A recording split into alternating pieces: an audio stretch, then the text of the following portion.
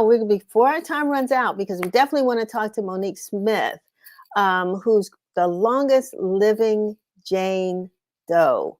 Wow, Monique, welcome to Let's Talk. How are you?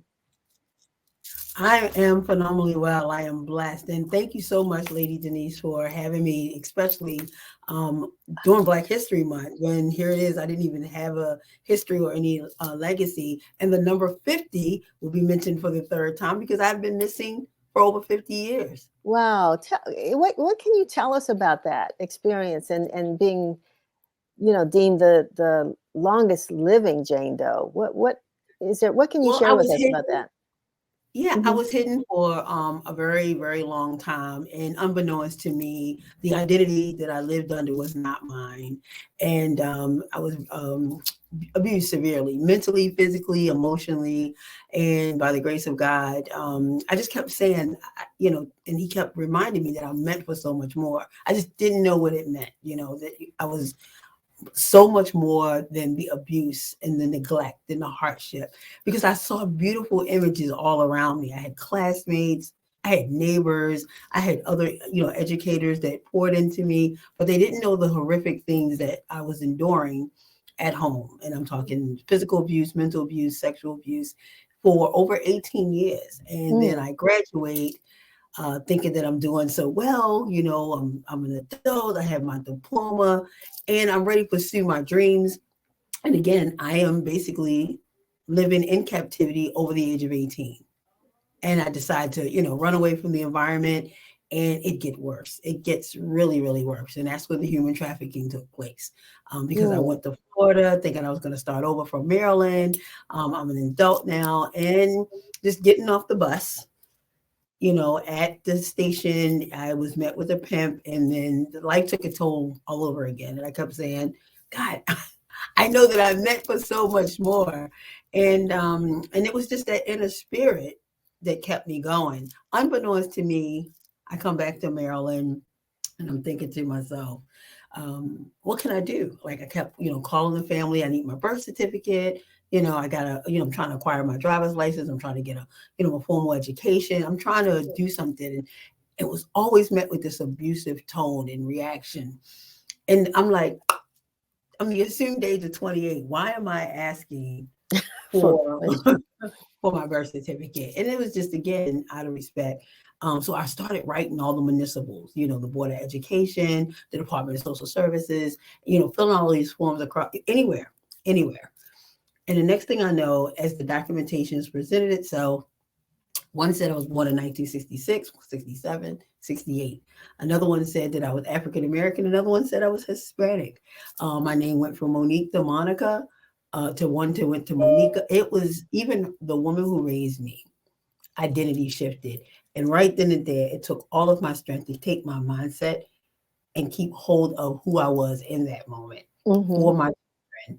And by that time, I was the senior assistant manager at United Healthcare. I was a homeowner. You didn't have to have a birth certificate to buy a home, and that was how I was able to survive. I was doing things that didn't require me to have identity, but unbeknownst to me. So when I did discover, I actually went to the National Center of Missing and Exploited Children, and I knocked on the door. Well, it was via phone call, and I go, "I'm a missing child."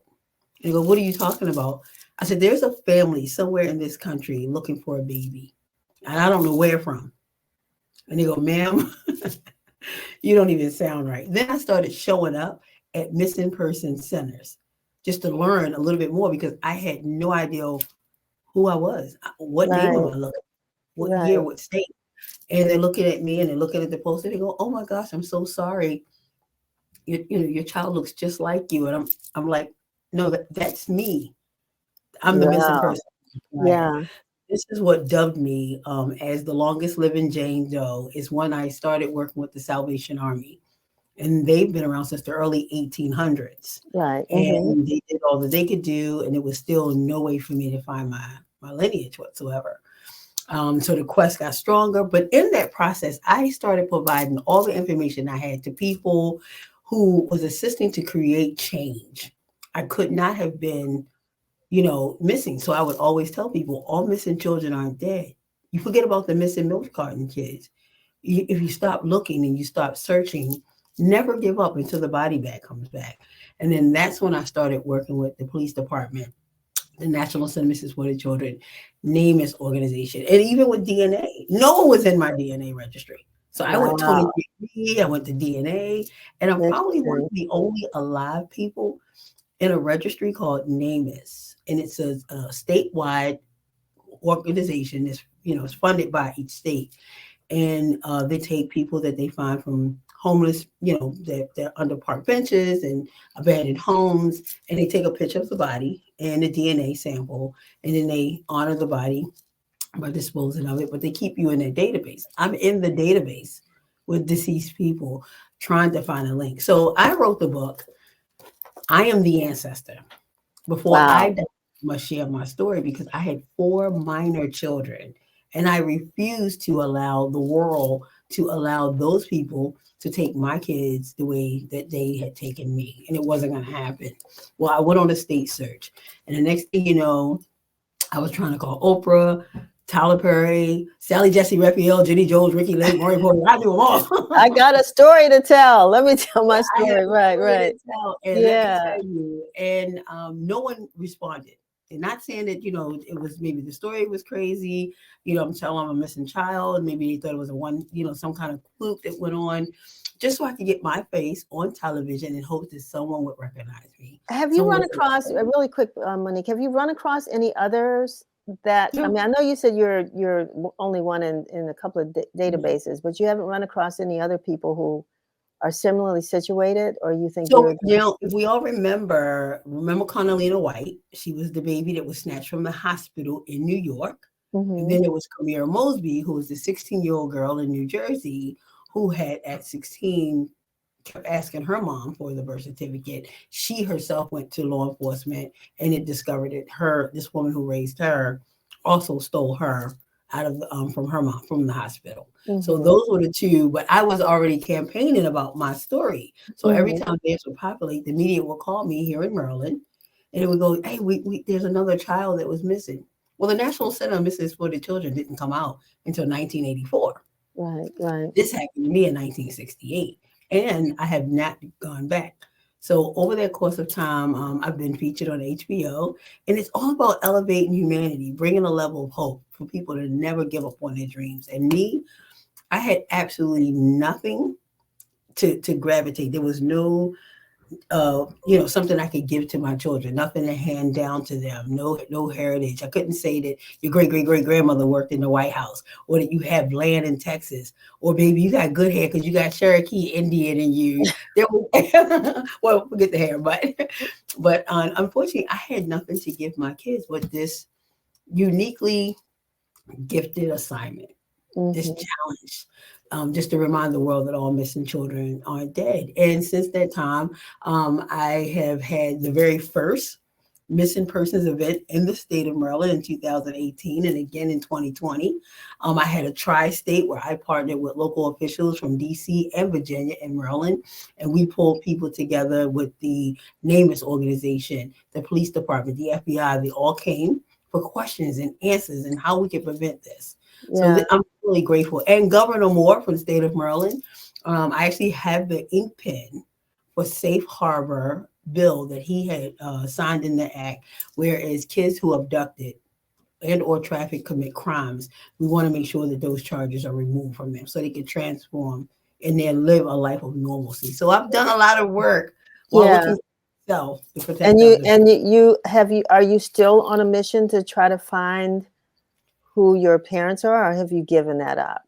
No, I would never give up. So much Mhm, so that I did my own documentary. So once Oprah didn't call and Tyler Perry didn't call, I hired a film crew.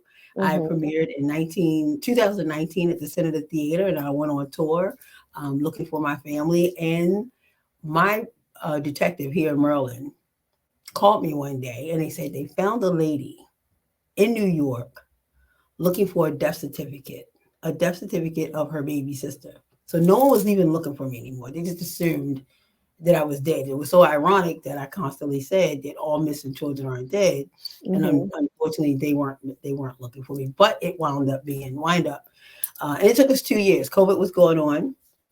We couldn't get the DNA test done from the University of North Texas until 2020, right until 2021. Right, When right. they confirmed that she was my bio sister.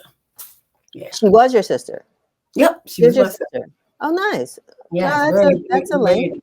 Right. So with the book, I Am the Ancestor Before I Die, I'm going to share my story. We have raised over $90,000, where 100% of the proceeds goes towards all of the campaigns that we do. When it comes to bringing awareness, I speak at lectures at high schools and colleges, the state police. I've done some at the Armory for the military. Wonderful. So a lot of work goes into me trying to. And you know, one of the things that this community has not given up on, although we don't hear as much about it, is Relisha Rudd. And you know, I mean, she I guess would be about maybe 13 or 14 by now. I think she's 16. I think she's actually 16 this year. And on April 1st, we're coming up. I participate in her event every single year. The flyer that I said that I did the tri-state for, Relisha was a part of that. We know that in the African-American community, there's a huge disparity. We have well over 500,000 children that are reported across this country missing every single year. With human trafficking, is a $150 billion industry. But then there's 40% of that number of the 500,000 that are African American that are not getting the same resources. We're not getting the Godiva dogs. We're not getting the helicopters. We're not getting the search parties. It may be growing because we've been more verbal and yelling about it. Right. And getting new campaigns going. But the disparity is still at a horrible rate. So thank you for this platform, because us sharing this information about the help and the resources that we need is what will get us there. Well, I want to thank you for taking time to talk with us and to share your story, and to share the fact that people can learn more about it by reading your book.